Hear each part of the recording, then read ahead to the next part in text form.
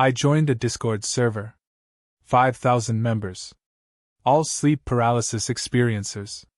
Support group. Sharing experiences. Coping techniques. It was helpful. For 3 months. And then someone posted about a new entity. They called it The Observer. Tall.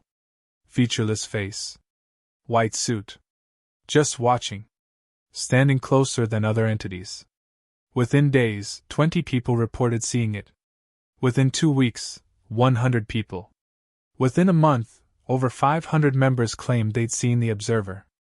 An entity that didn't exist 3 months ago. An entity one person described. And suddenly hundreds see it. How does that happen? How does a support group create a shared hallucination? In the next 11 minutes, I'm going to investigate online sleep paralysis communities. How they help. How they harm. And how shared belief creates shared reality. Because the Observer didn't exist before this server. But now he's everywhere. And that's either mass suggestion or something stranger. Before I explain the Observer phenomenon, I need to tell you about online sleep paralysis communities. They're everywhere. Reddit. Discord. Facebook. TikTok. Thousands of groups. Hundreds of thousands of members. People sharing experiences. Describing entities. Posting artwork. Discussing theories. And these communities are incredibly helpful. They reduce isolation. Validate experiences. Provide coping strategies. People who felt alone discover they're not. People who thought they were crazy learn they're experiencing something documented. Explainable. This is valuable. Mental health support. Peer community. Real benefit. But there's a side effect. Cultural reinforcement. When you join these communities, you're exposed to hundreds of entity descriptions. Detailed. Visual. Repeated. The Hat Man appears in 1,000 posts. Old Hag in 500. Shadow People in 2,000. Your brain absorbs this. Processes it. Stores it. And when you eventually experience sleep paralysis, your brain reaches for familiar templates. Templates from the community. So you see Hat Man. Not because he's real. But because you've seen his description 100 times. Your hallucination is culturally programmed. Community sourced. This isn't necessarily bad. It's just how culture works. Shared symbols. Shared narratives. But it means the community isn't just documenting entities. It's creating them. Or at least standardizing them. Making them consistent. The Observer is different. He wasn't culturally established. Wasn't an ancient entity. One member username, Nightwatcher, posted about seeing a new figure. Tall. Humanid. Completely white suit. Featureless face. Closer proximity than usual entities. Maybe 6 feet away. Just observing silently. The post got attention. People asked questions. Where exactly? How close? What did you feel? Nightwatcher provided details. And then something happened. Other people started reporting it. I saw him too last night. The Observer was in my room. White suit, no face, just like you said. At first, a few. Then dozens. Then hundreds. A cascade. A viral entity. Born in this community. Spreading through suggestion. Each new report reinforced the pattern. Made the Observer more real. More established. Until he became a standard entity. Like Hat Man or Old Hag. But manufactured. Created through collective belief. Through shared expectation. This is textbook social contagion. One person describes something.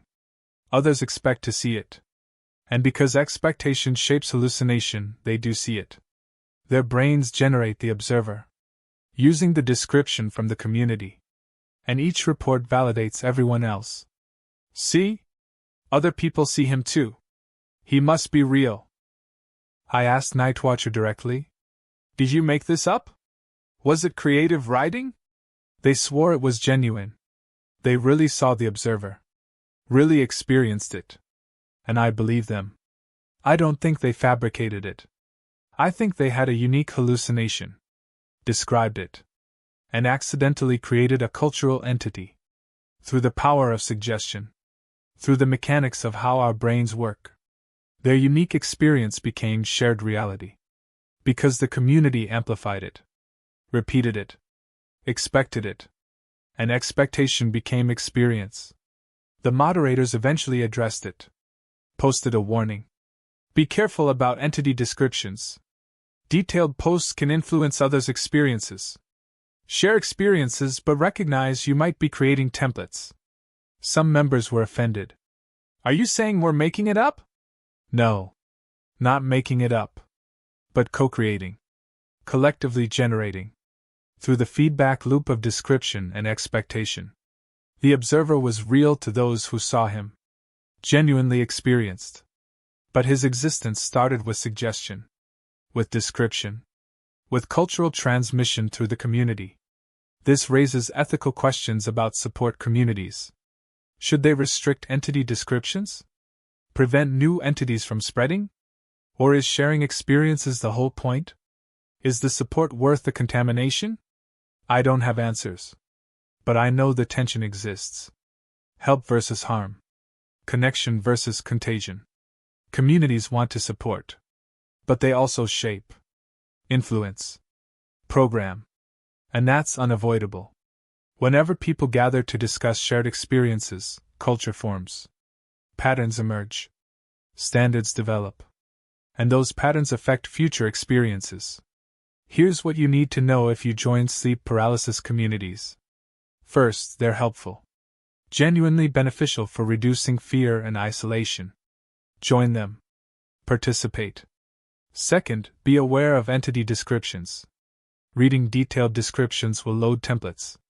Influence your future episodes. That's not bad. Just be conscious of it. Third, when you share your experiences, you're not just documenting. You're participating in culture creation. Your description might influence thousands. Be responsible.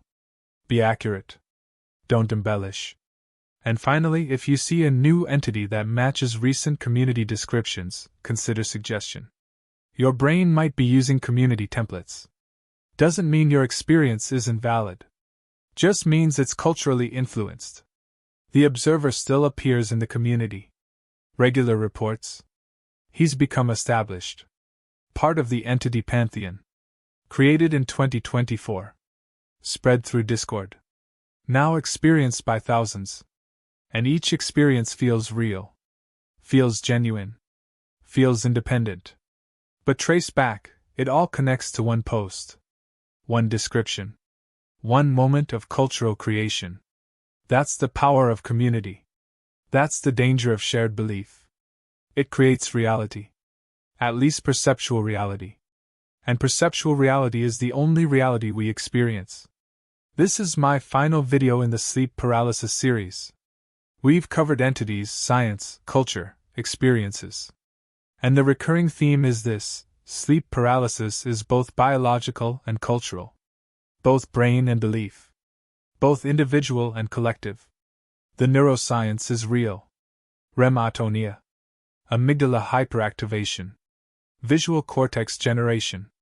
But the content is cultural. Influenced by what we're exposed to. Shaped by what we expect. And that makes sleep paralysis a unique phenomenon. Personal yet shared. Internal yet influenced. Your brain generates it. But culture programs it. And in 2025, with social media and AI and global communities, that cultural programming is faster and stronger than ever. Thank you for watching this series. For joining this investigation. For sharing your experiences in the comments. Whether you've experienced sleep paralysis or just find it fascinating, you're part of the conversation. Part of the culture. And that matters. Because consciousness is collective. Experience is shared. And understanding is communal. Sleep well. Connect wisely. And remember, when you share your nightmares, you're not just talking. You're teaching. You're programming. You're creating the templates that others will experience. That's power. Use it carefully. I'll see you in the comments. One last time.